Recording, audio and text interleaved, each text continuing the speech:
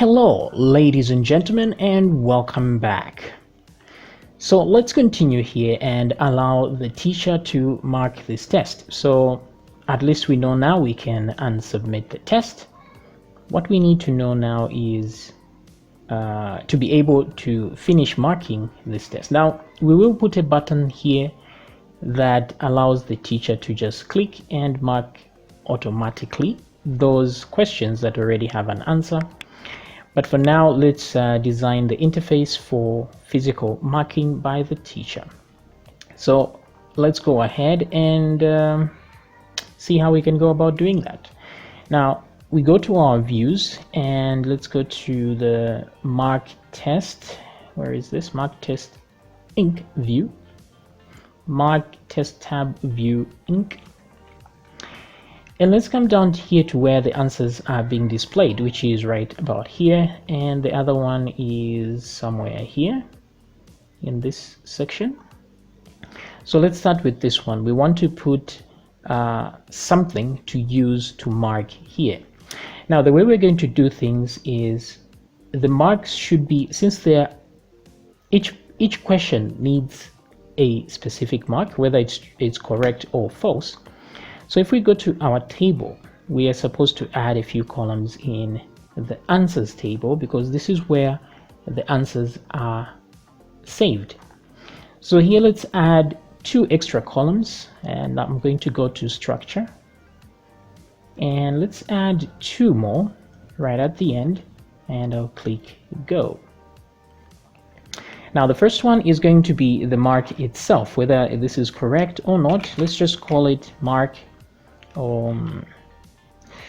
Let's put answer underscore mark. It's actually a good idea to find a way to add these underscores. Better to use 2 words for a column than 1, because sometimes MySQL changes and they may use the word mark as a special word. For example, date. Maybe it may become a reserved word, like we saw with raw. So in this case, it's a good idea to put 2 words like this, use an underscore and then put the other one. And this other one will be answer comment. This will allow the teacher to add a comment to that answer, or maybe there's something the teacher needs to say about that particular answer, so they can do it right here. So this shouldn't be, we shouldn't put text per se because text is too big.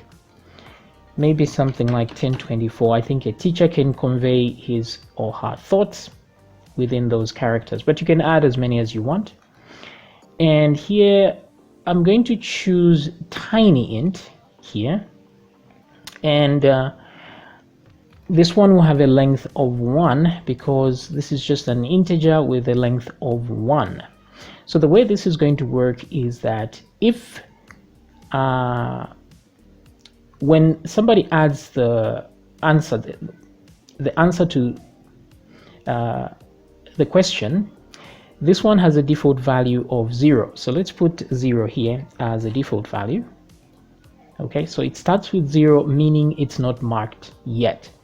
And then if somebody puts a 1 in there as a value, then the answer is correct. So it's been marked and the answer is correct. But if they put a 2, then it means it's been marked, but the answer is wrong. So we start with 0 as no mark yet, and then let's save this. Okay, now we will be using the answer mark to determine how many questions have been marked or not. So which means we'll be using this inside a query to read specific answers. So we may want to put an index there. So click index, and there we go. So there it is. For quick reading, of course.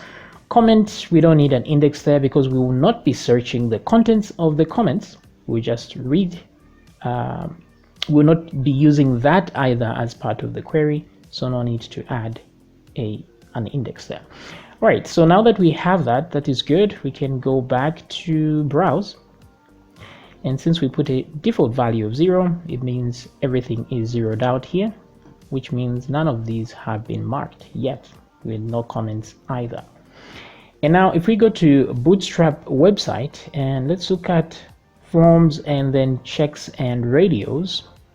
So I'm looking for, what we want is a radio button. We don't want a checkbox, because checkbox you can tick multiple of them, but we just want radio buttons where once you click one, the other one is automatically disabled, because we can't have a question that's both correct and wrong at the same time. So we need to use radio buttons instead. So this looks pretty okay to me. So I'm just going to copy this thing here. Now let's see here. These are quite cool, but unfortunately these are checkboxes. So you can check multiple of these, which is definitely not what we want. What we want is this. Okay, let's see if there's anything else interesting here. I think that's about it. Okay, so we copied that, which is right here. So copy. And let's come down right here. After the answer, maybe we can put an HR tag just to separate the two, and let's paste that content there. And I'm going to move this inward like so. Okay, pretty great. Let's see what that looks like. So refresh, and there we go. So looking good, and we should probably title this with teacher's mark. And yeah, since it's a div, I think it's going to be just fine. Okay, so teacher's mark. Now we need to change this text as well. So correct and wrong. Okay, so you can write the appropriate text that you want to use depending on the language. Okay, so correct, wrong, correct, wrong. Now this one is already selected, is checked, so we should make sure we remove the checked at the end here, because we don't want to check anything before yeah. So here what's happening here is that we have this thing that has an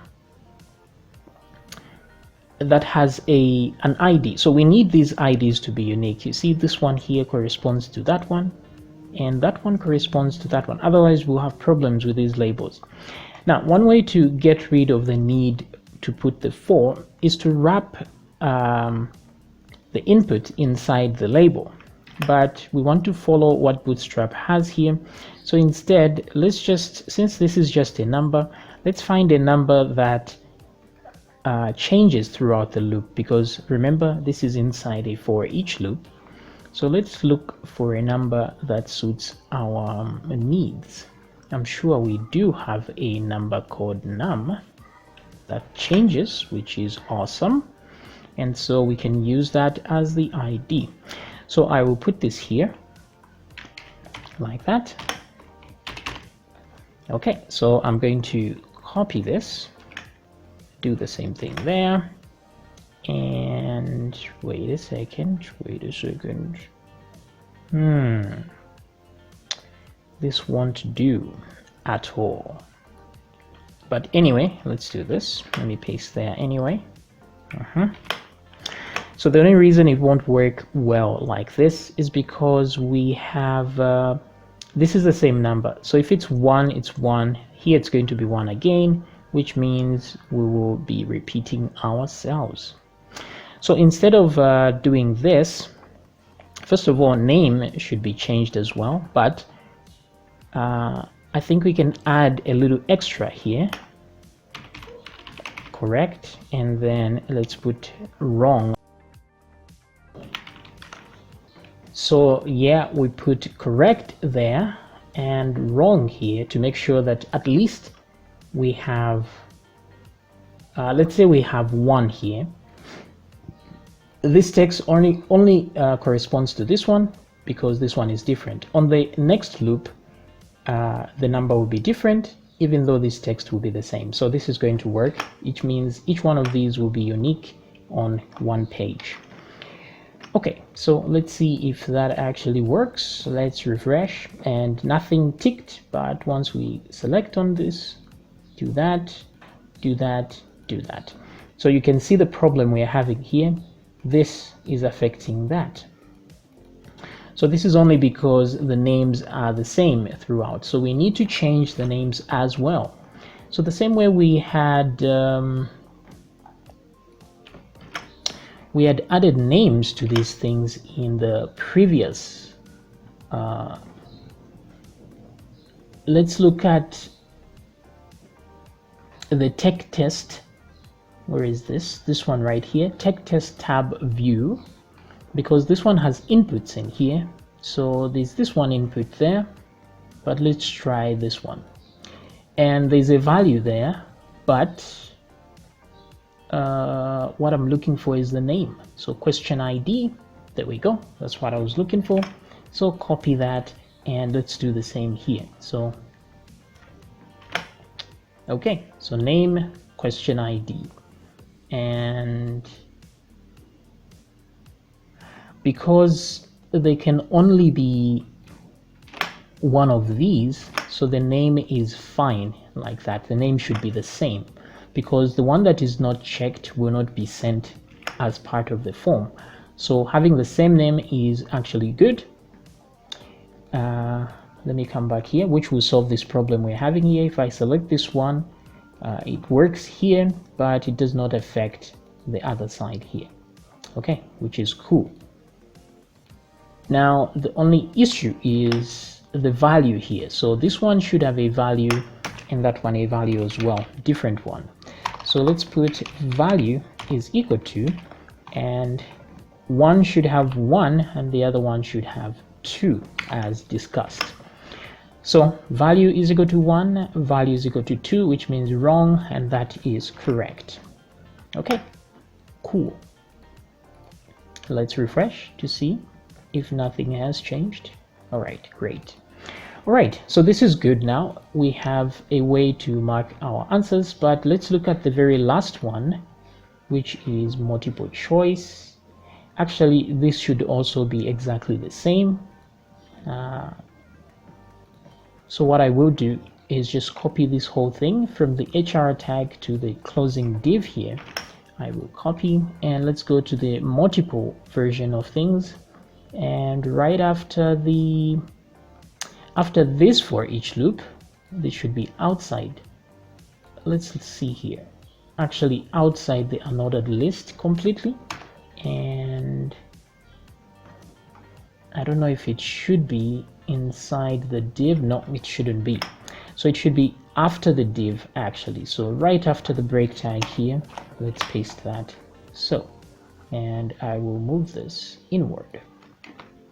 So I can remove the break tag since we have an HR tag there, which is what we need. Refresh, and there we go. Teacher's mark, correct, wrong. Okay, so selected there, and yeah.